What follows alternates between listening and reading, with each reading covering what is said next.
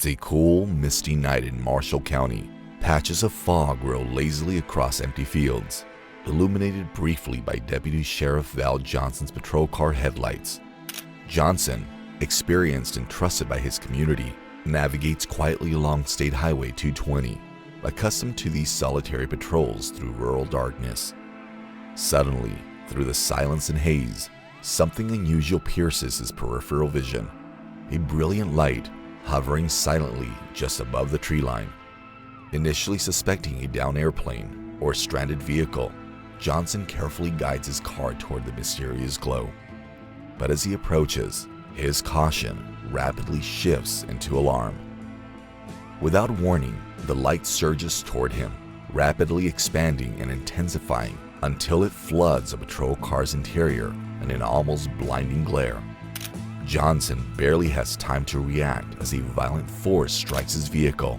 Glass explodes inward, metal shrieks and bends, and everything plunges into blackness. Johnson awakens disoriented, his eyes burning intensely, his watch in the car's clock mysteriously frozen exactly 14 minutes behind. Dazed and shaken, he radios dispatch in a trembling voice. "Something hit my car. I don't know what happened." In that frozen moment, Marshall County's quiet night shattered into mystery, one that investigators would grapple with for decades. To understand fully the strange events that unfolded on this silent stretch of highway, we must rewind carefully, returning to the precise moment this ordinary night turned extraordinary.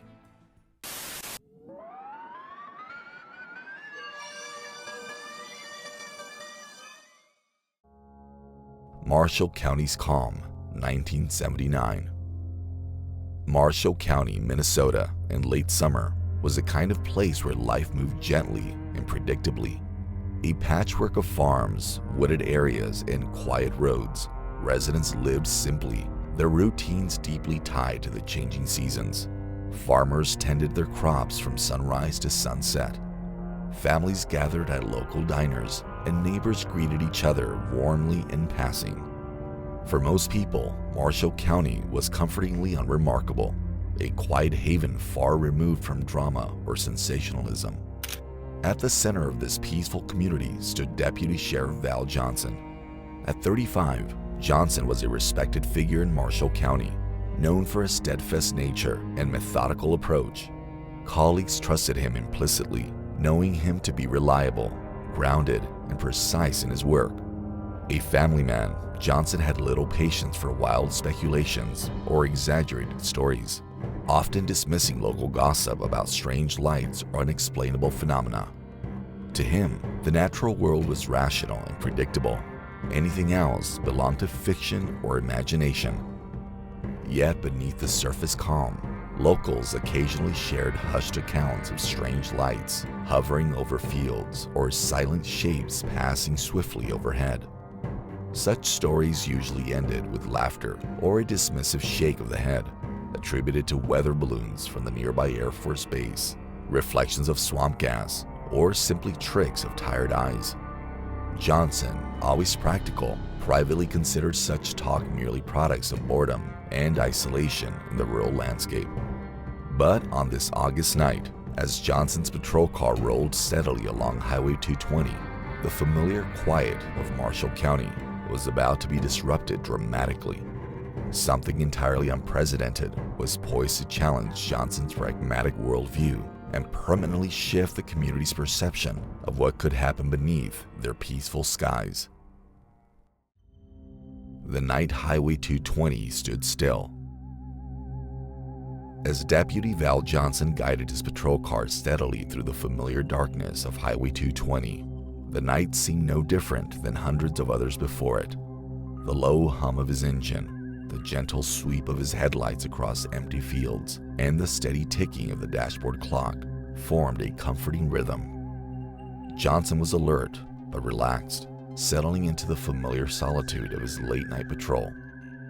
But then something caught his eye, a bright, radiant orb of light suspended silently just beyond the roadside tree line. At first glance, Johnson suspected a downed aircraft or perhaps a stranded motorist signaling for help. Slowing down cautiously, he peered through his windshield, trying to decipher the source of this unusual sighting. Seconds passed with deceptive calm, until suddenly, and without warning, the orb surged forward with astonishing speed, directly toward Johnson's vehicle. The quiet night exploded into chaos.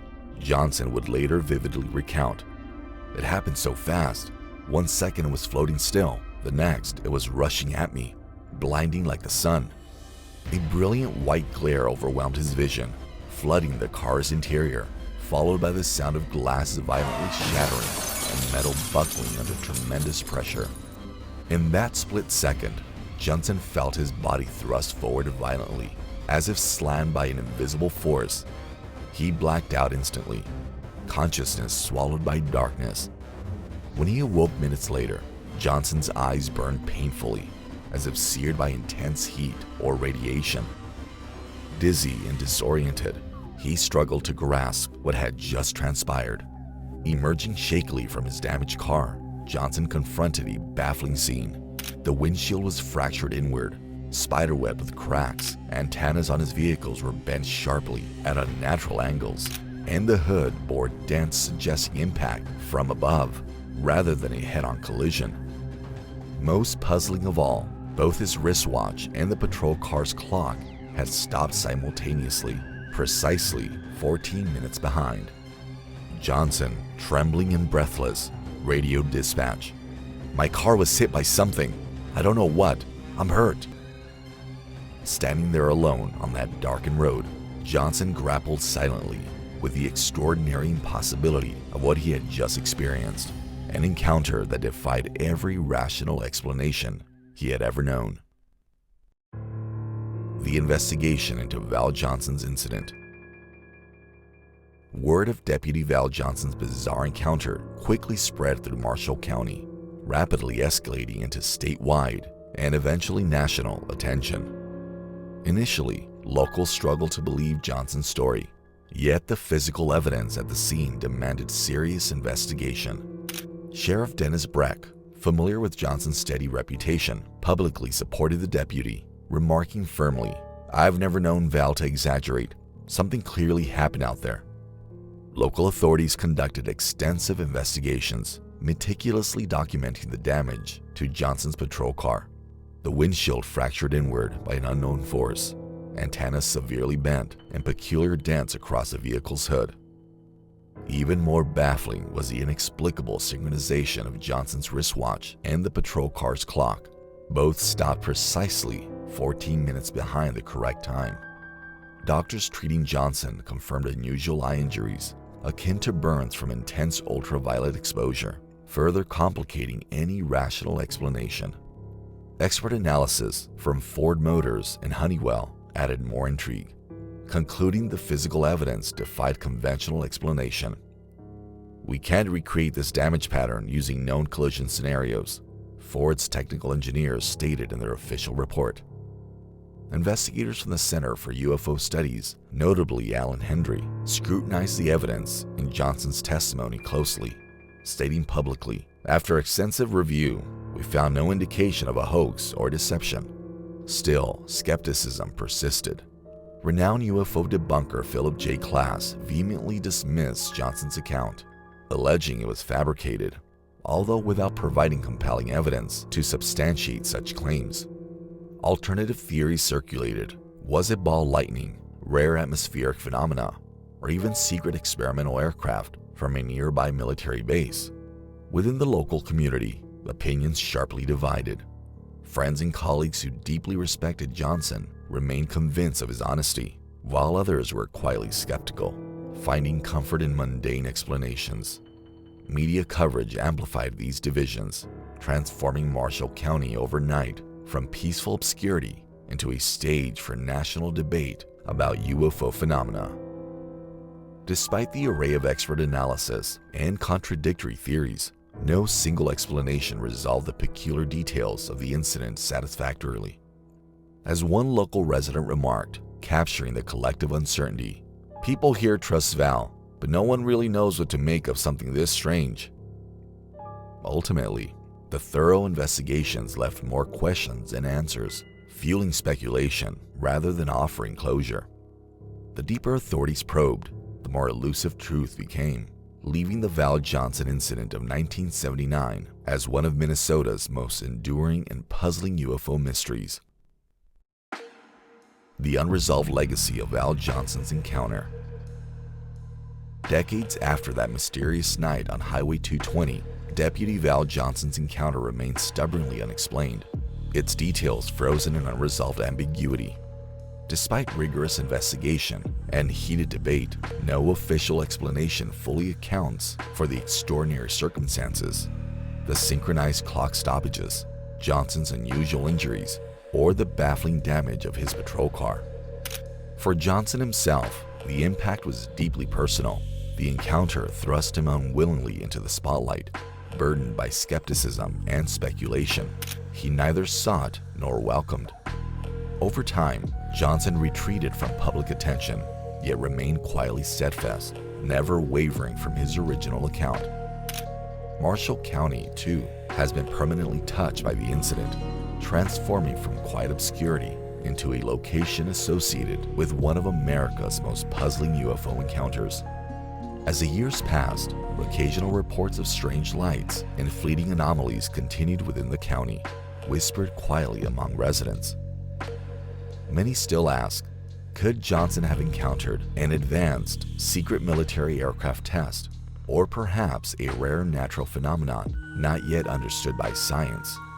Or does his experience genuinely suggest an extraterrestrial encounter, something inexplicably beyond our current understanding? Ultimately, the questions raised that August night remain tantalizingly unanswered. Today, visitors to Marshall County can view Johnson's damaged patrol car, preserved at the local museum, a silent monument to the unknown. Standing quietly before that artifact, if the full truth remains hidden in plain sight, patiently waiting for the right person to uncover it. In the quiet hush of Marshall County, the question still echoes. Are we truly alone, or has something extraordinary briefly intersected with our reality, leaving behind more questions than answers? Was Deputy Val Johnson's encounter genuine evidence of contact with something extraterrestrial? Or is there a simpler explanation we've overlooked all these years? Share your thoughts and theories in the comments below. Thanks for watching Mr. Alien Files. If these real UFO stories fascinate you, subscribe now and dive into the next video. There's another encounter there you've never heard before.